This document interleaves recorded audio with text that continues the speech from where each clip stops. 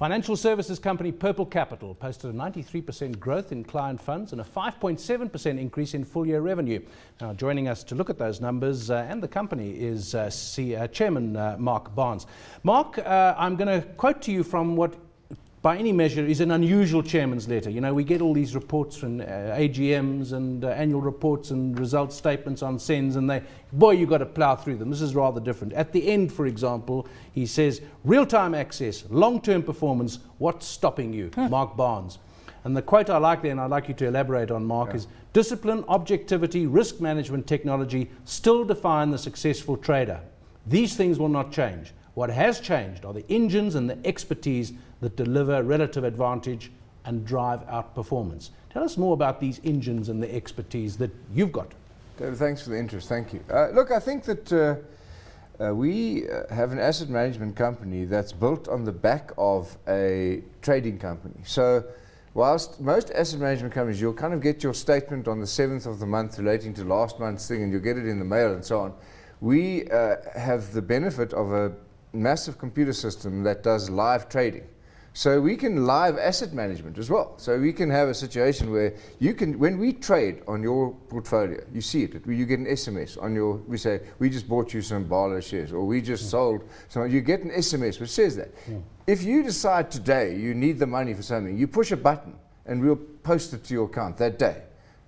All we're doing is we're taking modern technology and putting a long-term process on top of it. And that's what's different from the old days when you used to phone your broker and have a cigar and go, so what did you hear in the market today, man? It's different. There's real-time live. Look, it's live information that we work with. But what you're implying is that a lot of the activity is still in the old mindset. It's like people still riding horses when they could buy cars.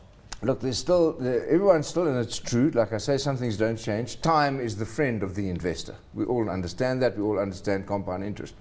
But it is incumbent upon you today to become a lot more informed than you used to do. Because what happens now is if the markets go up and down, these long-only asset managers go, well, the market went down. I'm sorry, your shares went down. Well, you go, well, why couldn't I have had something to say about that? Why couldn't I have changed that? Why do I have to go for everything? So we have a program which says, you don't like the SIN shares, we'll take them out of your portfolio. You want to gear up more to foreign counters, we'll increase those in your portfolio. So there's a little bit of interaction with our clients, which I think is, and our clients, people are getting a bit more astute, you know. We're all a bit more aware than the old days when you gave your mother's money that she go, oh, come on, man, it's 2000 something already. Mark, coming back to your results, you mentioned that you've sold off your unprofitable gaming interest there. What lessons have you learned in that regard? Gaming, listen, we sold a business that was losing kind of almost $1 million a month for 30 million. So that was a good trade. The lesson we learned there, scale. It's a fabulous business, Sun International bought it. They're going to make an absolute fortune out of it because they can throw marketing money at it. They can give you free betting and so on. A small company like ours, we couldn't do it. So it was Burma Viermarkplek, I think is the way they used to describe it. It needed more money to realize it's, and so we cut our losses, and in fact we made a nice profit. So moved on from that. Too big for us. The other thing that was an adjustment to investment we have in real people, which is in the unsecured lending business, and we all know what's happening there. Those numbers that you've got, are you happy with them? Well, you know, happy is a relative thing. Happy is a big word. Happy is a big word, you know. I remember some politician being asked whether he's happily married. He said, well, you should ask my wife about that. It's a relative situation.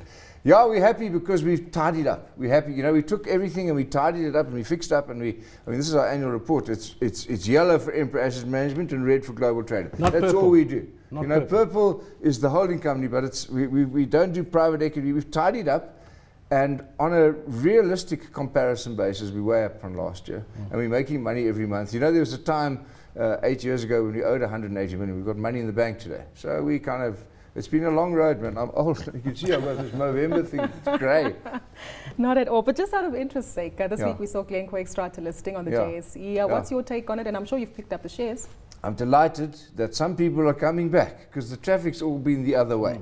You know, our top 5 companies that influence the market, SAB, Naspers, Richemont, MTN, BHP Billiton, they're gone. You see, the difference is, instead of exporting their products, they exported themselves. Okay, and there's a big difference on the balance of payments and on outstanding. So if someone's coming back, hopefully they're coming back to raise and deploy capital here. And we'd obviously welcome that. Come, man, come back, everybody. Now let's come back, Mark Barnes, to your the CEO statement. And again, unlike the usual cliches that we see in company statements, he's talking about investing not being what it used to be. And he talks about small retail investors, which in this country are still a very small part of the growth in investing.